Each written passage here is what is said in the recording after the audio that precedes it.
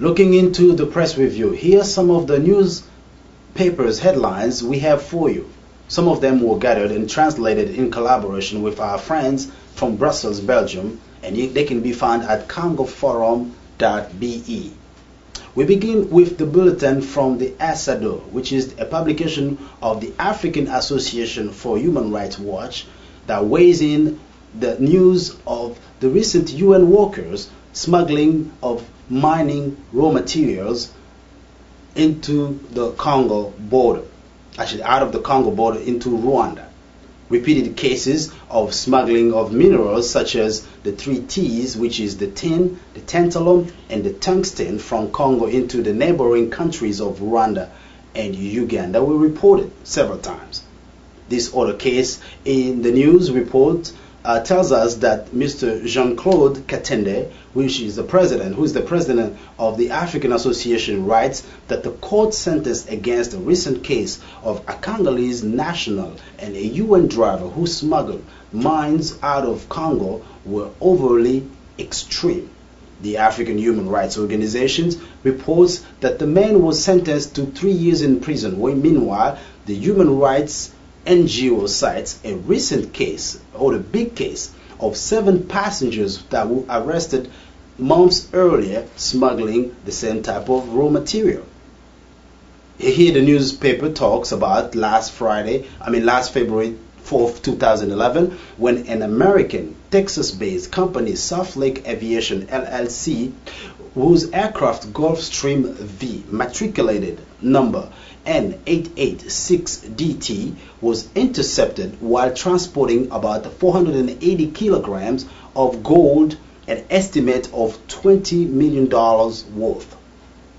After it was searched and its cargo made of mineral raw materials was seized, passengers were found carrying on hand over $1 million in cash, and they were arrested at the turn.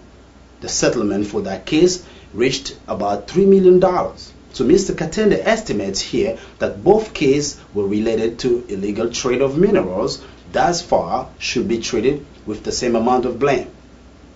The second story we have on our press review is the Houston Chronicle on its edition of last February 18, 2011, when it reported more details on that same story about the U.S. aircraft smuggling case, that a well-known diamond dealer from Houston, Texas, was among the 4 businessmen detained in the Democratic Republic of Congo. The Houston newspaper wrote that the businessmen arrived court on a private jet with more than $6 million in cash that apparently were to be exchanged for gold under the protection of a general who is indicted for war crimes as we speak. Mr. Edward St. Mary, a former standout quarterback at MacArthur High School and a cadet at the U.S. Military Academy West Point, was held in jail along with other jet occupants, 2 Nigerians and a French citizen. Meanwhile, the Department of State has confirmed, the Houston Chronicle reports, the news of these passengers held under close guard along with the flight crew member Kelly Shannon from Houston.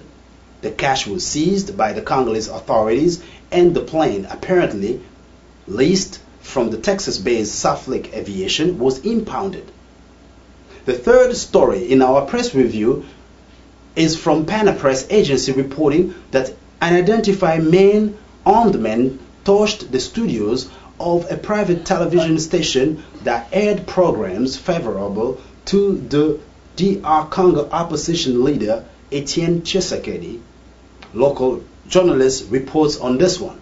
The owner of the news outlet is a politician who supports Mr. Tshisekedi. So around 2 a.m. on September 6, 2011, says the newspaper, a dozen men threw tear gas into the studios of Radio Lisanga Television, RRTV, and poured gasoline onto these premises.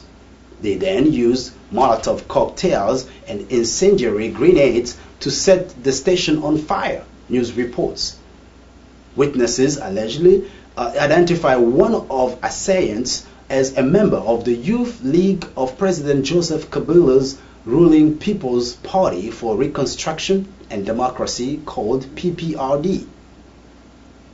Tensions have risen between supporters of Kabila, the incumbent, and those of the veteran opposition leader Mr. Tshisekedi, who both formally registered to face off in the presidential elections scheduled for November. The station attack followed the ransacking of PPRD headquarters, which Kabila supporters blamed on members of Tshisekedi's party, the Union for the Democracy and Social Progress Party. So PPRD militants threatened a revenge for the attack on the headquarters, said one of the witnesses. RRTV has been under recent pressure from the government and its supporters. A research from CPG, which is a Committee for the Protection of Journalists, shows that freedom of press and opinion has been at risk ever since in Congo, and it is more threatened only a few months before the November 2011 elections. Last June, we reported here at CBNEXT that people armed with machetes injured a young Congolese TV anchor named Babi Balokuna, the presenter of the nightly talk show called Support Etienne Tshisekedi. In July, authorities temporarily forced RRTV off air on allegations of inciting violence. And in August, the station received anonymous threats and after broadcasting a footage of empty rows of seats at a local stadium during the president's party's convention. Congolese Communication Minister Lambert Mende told CPG on the aftermath of these altercations that he could not comment on the incident since he was out of the country. The fourth story of our press review is the September 13th article by the New York Times reporting that Mr. Kagame said he would not demand an apology from France and had spoken to Mr. Sarkozy only about the future. So here the newspaper added in an interview that Mr. Kagame gave to Agence France Presse that he said that the whole purpose is to find ways of overcoming our differences over the past and going forward with a better relationship. The New York newspaper reports that when addressing the French Institute of Foreign Relations, Mr. Kagame dismissed the complaints of human rights advocates who accused him directly of jailing opponents and limiting press freedom, and said, quote, that he was emphasizing only on economic progress and development.